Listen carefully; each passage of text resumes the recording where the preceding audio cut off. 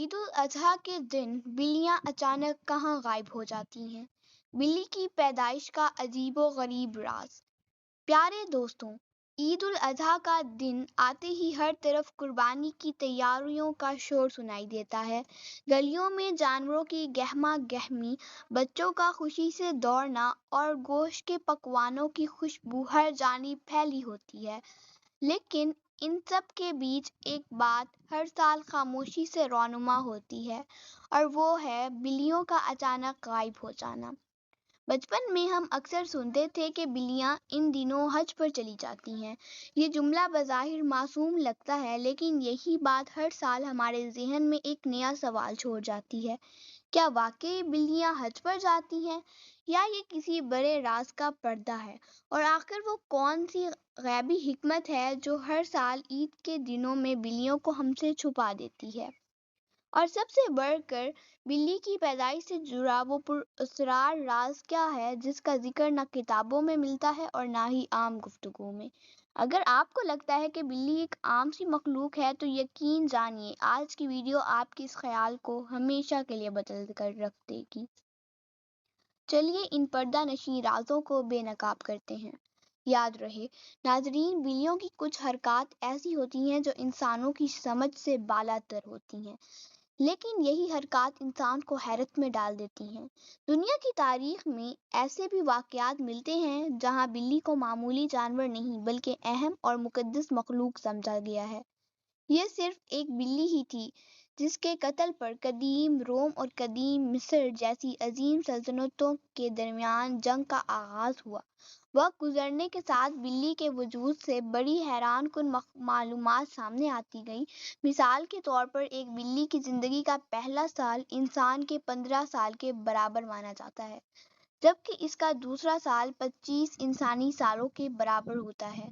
بلی ایک ایسا جانور ہے جو اپنے کانوں کو 180 ڈگری تک موڑنے کی صلاحیت رکھتی ہے۔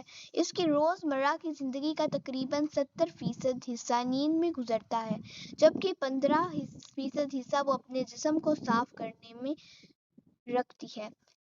اور سب سے حیران کن بات یہ ہے کہ بلی کے فضلے میں موجود خطرناک جراثیموں کے باوجود دنیا کے ایک مشہور ترین اور مہنگے کافی برانڈ میں یہی فضلہ استعمال کیا جاتا ہے۔ ان تمام باتوں سے واضح ہوتا ہے کہ بلی عام مخلوق نہیں بلکہ ایک پراسرار وجود ہے، جس کے پیچھے کئی حیرت انگیز راز چھپے ہوئے ہیں۔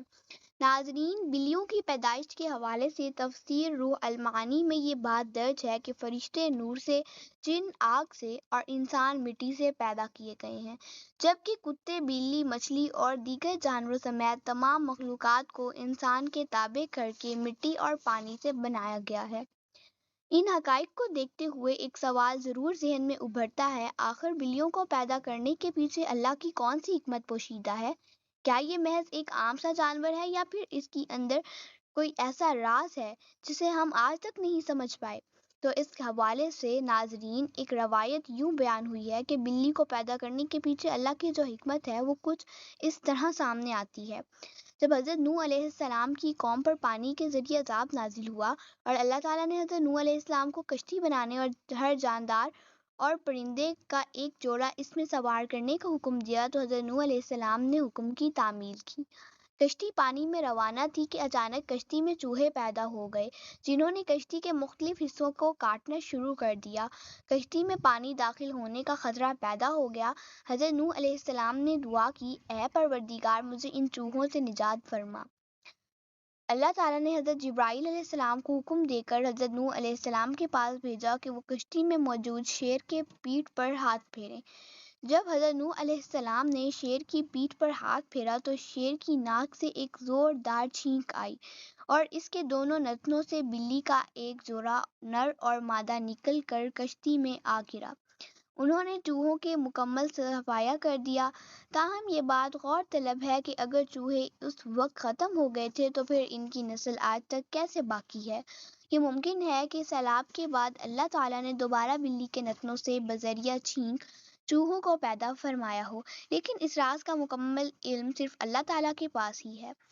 بہرحال ناظرین، بلیوں میں کئی حیرت انگیز خصوصیات اور راز پوشیدہ ہیں، لیکن ہماری اس ویڈیو کا اصل مقصد یہ ہے کہ ہم اس سوال کا جواب تلاش کریں جو اکثر سننے کو ملتا ہے کہ عید الاضحیٰ کے دن بلیاں اچانک کہاں غائب ہو جاتی ہیں۔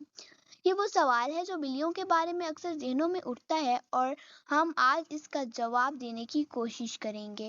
ناظرین، اس حوالے سے جڑی بہت سی کہانیاں اور روایات ہیں جن میں بلیوں کے غائب ہونے کی مختلف وجوہات بیان کی جاتی ہیں۔ ان میں سب سے اہم وجہ یہ بتائی جاتی ہے کہ بلیاں عید الاضحیٰ کے دن اکثر ایسی جگہوں پر چلی جاتی ہیں جہاں قربانی کے بعد جانوروں کی بقیات پڑی ہوتی ہیں، گوشت، چربی اور کھالیں جو لوگ گندگی کے طور پر پھینک دیتے ہیں۔ یہ جگہیں بلیوں کے لیے قدرتی خوراک کا ذریعہ بن جاتی ہیں اور اسی لیے وہ عید کے دن اپنے معمول کے مطابق ان جگہوں پر چلی جاتی ہیں۔ ایک اور وجہ یہ بھی بتائی جاتی ہے کہ بلیاں خون دیکھ کر ڈر جاتی ہیں اور عید الاضحیٰ کے دن ہر جگہ جانوروں کا خون نظر آتا ہے جو بلیوں کو خوفزدہ کر دیتا ہے اور وہ ان جگہوں سے دور چلی جاتی ہیں۔ لیکن کئی لوگ یہ بھی کہتے ہیں کہ عید کے دن بلیوں کے غائب ہونے کی اصل وجہ ایک ایسی حکمت ہے جس کا علم صرف اللہ تعالیٰ کی ذات کو ہے۔ ایک اور وضاحت بھی بیان کی جاتی ہے اور وہ یہ ہے کہ عید کے دن قربانی کے وقت فرشتوں کی حاضری ہوتی ہے اور یہ فرشتوں کو دیکھ کر بلیاں خوف زدہ ہو کر وہاں سے غائب ہو جاتی ہیں۔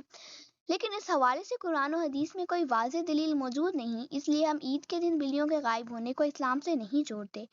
بہت سے لوگ یہ بھی کہتے ہیں کہ بلی اس دن کہیں نہیں جاتی بلکہ انہوں نے خود اپنی آنکھوں سے بلیوں کو تہواروں کے دوران دیکھا ہے۔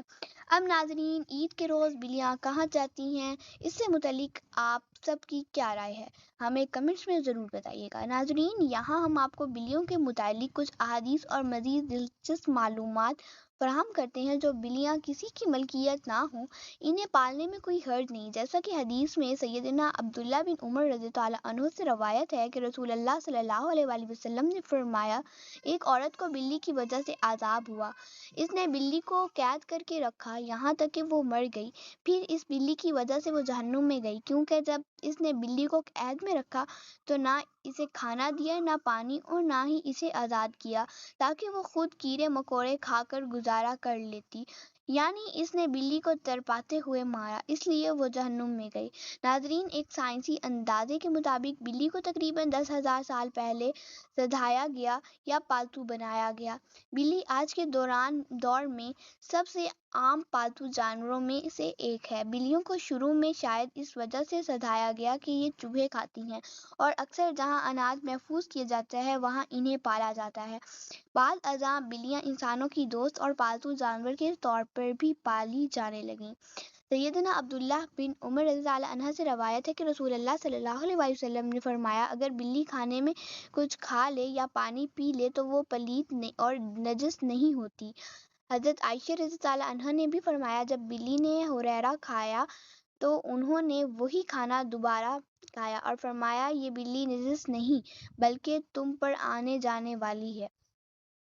گھر میں بلی پالنے کے حوالے سے فقہا کا کہنا ہے کہ ایسا کرنے میں کوئی حرج نہیں، کیونکہ بلی نہ موذی جانور ہے اور نہ نجس، بلی گھر میں پالی جا سکتی ہے کیونکہ یہ چوہے اور کیڑے مکوڑے کھا کر گھر کو صاف رکھتی ہے۔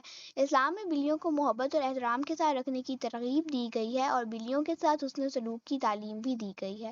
ایک مثال حضرت ابو ہریرہ رضی اللہ عنہ کی ہے، جنہیں بلیوں والا کہا جاتا ہے۔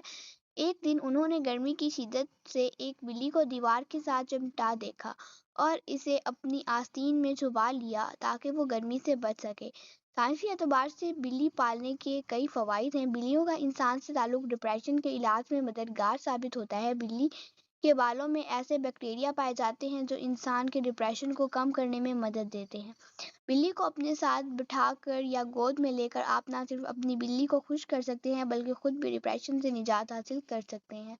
آخر میں ہماری دعا ہے کہ اللہ پاک ہمیں جانوروں کے حقوق ادا کرنے والا بنائے اور ہمیں دنیا اور آخرت میں کامیاب کرے۔